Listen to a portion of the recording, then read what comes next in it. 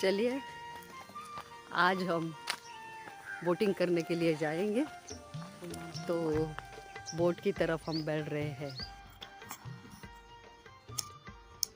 चौहू और संपूर्ण शांत और सुकून भरा खुशनुमा वातावरण है।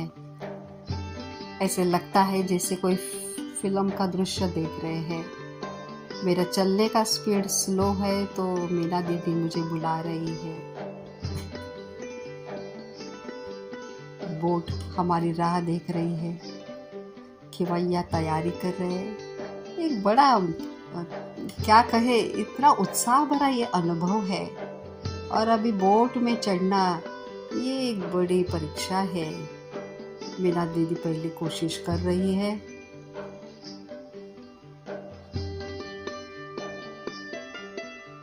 थोड़ी सी दिक्कत तो हो रही है, लेकिन शाबाश चढ़ गई है।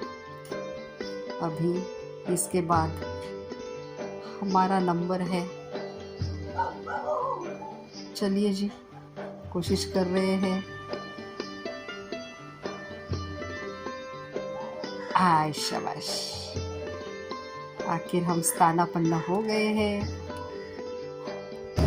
हमारा खिवैया ने बोट चलाना शुरू किया है और बोट हमारे गंतव्य स्थान की तरफ बढ़ रहे हैं। आज हम दत्त मंदिर का अवलोकन करने जा रहे हैं। दरम्यान आजू बाजू का सौंदर्य निहारते हुए एब्सोल्युटली बिल्कुल जैसे लग रहा है जैसे कश्मीर के दाल लेक में हम बोटिंग कर रहे हैं। मीना दीदी निसर्ग के साथ एक रस हो चुकी है। ये जो दिखाई दे रहा है ना सामने आपके, ये इस नदी के ऊपर पुल बनाने का काम चल रहा है। अभी तक यहाँ के लोगों को बोट से ही ये नदी पार करके जाना पड़ता था, तो बहुत सारी गाड़ियों के लिए पास होने में तकलीफ होती थी। या तो एक किनारे गाड़ी छोड़ के बोट से उनको दूसरे किनारे जाना पड़ता था। लेकिन अब संजोग की बात यह है कि महाराष्ट्र के चीफ मिनिस्टर इसी इलाके में रहने वाले हैं, तो अभी बातें सहज होती जा रही है। मैं भी बहुत ही दिल से इस प्रकृति का आनंद ले रही है। छोटे छोटे टापू दिखाई दे रहे हैं, छोटे छोटे गांव भी दिखाई दे रहे हैं।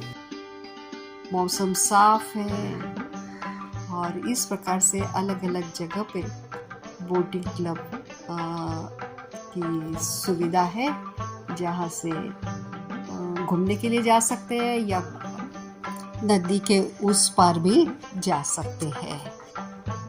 हमको बताया गया कि 3 नदियाँ इकट्ठा आते हैं और वहाँ पर त्रिवेणी संगम होता है, तो वो भी एक अनोखी बात हमारे खिवैया ने हमको बताई। तो हम अभी अपने जहाँ तक उतरना है उसकी तरफ हम बढ़ते जा रहे हैं। बीच बीच में खिवैया हमको अपने अनुभव या बातें बताते रहा है। हम जिस वक्त अप्रैल मास में गए तो उस वक्त यहाँ टूरिस्ट लोगों के लिए सीज़न नहीं शुरू हुआ था, तो बहुत कम लोग उपलब्ध थे वहाँ पर, और इसलिए हमको बड़ा शांति सुकून से आनंद लेना सहज हो गया। हम जहाँ उतरना है वहाँ तक पहुँचे।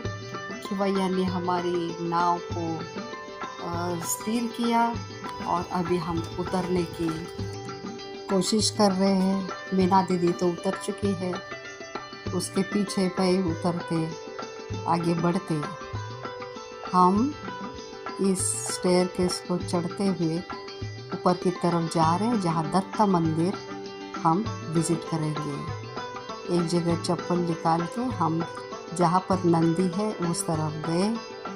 नंदी के सामने बराबर शिव मंदिर है। शिवलिंग के सामने ही नंदी बैठा हुआ होता है। देखो कितना बड़ा है। और कहा जाता है जब तक नंदी को नमस्कार नहीं करते तब तक शिवलिंग का हम दर्शन नहीं कर पाते हैं। वीणा दीदी नंदी के कान में कुछ कह रही है। ऐसे कहते हैं कि जो कान में कहा जाता है वो मनोकामना ही सफल होती है। ये देखिए, अभी हम गुफा में प्रवेश करने जा रहे हैं। वीणा दीदी जैसे उतरती जा रही है या उस अनुसार हमको कल्पना आ रही है कि ये कितना गहरा अंदर मंदिर है और कैसे जाया जाता है। अच्छी तरह से बड़ा साफ सुथरा ये बनाया गया है। हम अंडरग्राउंड गए हुए हैं और आगे चलते जा रहे हैं।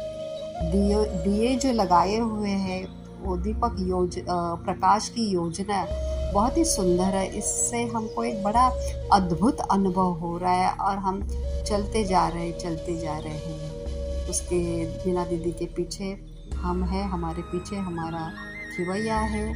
देखिए कितना अंतर है, मतलब एक आइडिया आ जाते कि कितना गहरा है अंदर। और शिवलिंग की विशेषता होती है कि देखो कैसा साधारण रूप है लेकिन हमेशा गहराई में होता है और उसका पावित्र्य बहुत ज़्यादा संभाला जाता है। अभी हम शिवलिंग के सामने जाकर पहुँचे हैं और शिव बाबा के सामने हम नतमस्तक हो रहे हैं। उसका दर्शन करके हमको बहुत सुकून और शक्ति का अनुभव हो रहा है। हमने सर्व प्राणी मात्र सारे मानव जाति के कल्याण के लिए अपनी शुभकामनाएं व्यक्त की। यहाँ पर जो फोटो लगाए हुए हैं कि भारत में ऐसे 4 स्थान है जहाँ पर इस प्रकार से गहराई में शिवलिंग की स्थापना की गई है। यहाँ पर अधिक लोग न होने की वजह से हम बहुत ही शांति से इस पवित्र स्थान का आनंद सुख ले सके, पवित्रता के वाइब्रेशन महसूस कर सके। अभी मीना दीदी आगे जा रही है तो मुझे वर्णन करना सहज हो रहा है। अभी हम बाहर निकलने की कोशिश करते हैं। बिल्कुल लोग न होने के कारण एक इस गुफा में सन्नाटा सा है। और सन्नाटा भी ज़रा सा आपको थोड़ा जल्दी करने में बाध्य करता है। और हम इस रीति से नीचे जाकर वापस ऊपर की तरफ शिव मंदिर के बाहर आ गए हैं। आजू बाजू का अवलोकन करते हुए हम अभी दूसरे मंदिर की तरफ जा रहे हैं।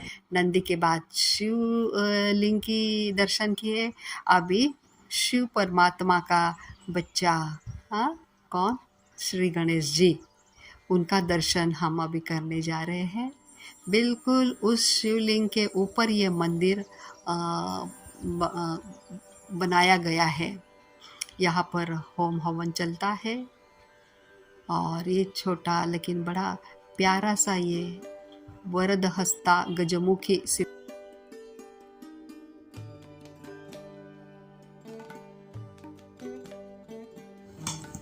सिद्धि विनायक का ये बड़ा प्यारा सा मंदिर है। शुभ्र स्वच्छ पवित्र मूर्ति देखकर हम भी बड़े पुनीत महसूस कर रहे थे, बहुत खुशी मिल रही थी। यहाँ बाजू में ही संकट नाशनम गणेश स्तोत्र लिखे हुए हैं और यहाँ पर जो ये प्रार्थना है इसमें गणेश जी के 12 नाम है। अभी हम तीसरे स्थान को देखने जा रहे हैं जो दत्त पादुका मंदिर है और ये आजू बाजू का नज़ारा है, पेड़ पौधे हैं। और यहाँ पर एक विशेष पेड़ है जो बताया गया है वो 3 in 1 है। ये पेड़ लेफ्ट साइड में जो है यह औदुंबर का पेड़ है, लेकिन उसमें पीपल और वड का भी पेड़ है, तीनों इकट्ठा है। ये राइट साइड में देखो आप पीपल के पत्ते देख रहे हैं, लेफ्ट साइड में आप वड के पत्ते देख रहे हैं और ये ऊंचाई पे सीधा ये औदुंबर का पेड़ है और ये एक बड़ा चमत्कार माना जाता है। भक्ति भावना से मीना दीदी ने अपनी प्रार्थना वहाँ व्यक्त की है, नमस्कार किया है। और ये है दत्त पादुका मठ। ये कोई गुरुजी का वहाँ वास्तव्य था या अपनी तपस्या करते थे, तो दत्त गुरु का भी हमने दर्शन ले लिया। और ये भक्ति भावना का इतना पवित्र अनुभव साथ में था। और प्रकृति और क्या कहते हैं, प्रकृति और भक्ति भाव जब दोनों मिलकर इकट्ठा चलता है ना, तो एक अनोखा अनुभव होता है। अब ये देखिए प्रकृति का नज़ारा, ऐसे लग रहा है जैसे हम पेंगोंग, वो जो है ना लेक लद्दाख में सरोवर, वहाँ का अनुभव कर रहे हैं। अभी हम वापस जाने की तैयारी में है कि भैया हमारी राह देख रहे हैं, हम बोटी की तरफ बढ़ रहे हैं। बहुत ही सुंदर अनुभूति करते हुए लौटने के लिए हम हमारे नाव में चढ़ने की पुनः मेहनत कर रहे हैं। आसानी से अभी अनुभव पहला होने की वजह से अंदर जा चुके हैं। अब मीना दीदी को मेहनत करनी है। तो ये भी एक एक्सरसाइज हो गई, ट्रैकिंग का जैसे अनुभव हुआ। हाँ, यस, पहुंच गए। सिर्फ दोनों नाव और खिवैया, एक वंडरफुल एक्सपीरियंस। अभी इस नाव को पानी में धकेल रहा है और वो खुद फौरन अंदर आ गया। इनके तो प्रैक्टिस होती है, इसलिए तो कोई दिक्कत नहीं। यह दृश्य में जो श्वान दिखाई दे रहा है वो लगातार हमको फॉलो करता आ रहा था, बिल्कुल पानी में भी उतर गया था। तो हम भी बड़े भावुक हो गए थे उसके लिए कि बेजुबान जानवर भी कितना जैसी भावनाएं अपनी दिखाता है, अच्छा लगता है। लेकिन आखिर तो हमको उसको टाटा बाय बाय करना ही पड़ा, क्योंकि बोट वापस अपने रिटर्न जर्नी पे पानी को काटते हुए इस लेक का और यहाँ के वाइब्रेशंस का, यहाँ की सुकून, ये एक्यूरेट वर्ड है, इसका पूरा आनंद हम उठा रहे थे। थोड़ी सी गर्मी थी और धूप भी थी, लेकिन हमारी ये अनोखा छाता, हैंड फ्री छाता बहुत ही काम आ रहा था। फिर मीना दीदी को भी दिल हुआ कि हम भी यहाँ बैठकर फ़ोटो खींचे, तो इस कॉर्नर पे बिल्कुल पानी को चीरती हुई ये बोट, और वहाँ पर हम बैठ के थोड़ा सा फोटोग्राफी किया। और इसी प्रकृति को आंखों में समाते समाते हम अपने पूर्व स्थान पर पहुँच गए। देखिए, ऐसे लगता है कोई पेंटिंग देख रहे हैं। कितने सारे नाव दिखाई दे रहे हैं, और देखते देखते हम किनारे तक पहुंच भी गए। कैसा समय गया पता भी नहीं चला। आशा है कि हमारे साथ साथ आपकी भी यह यात्रा बड़ी सुखदायी हुई होगी।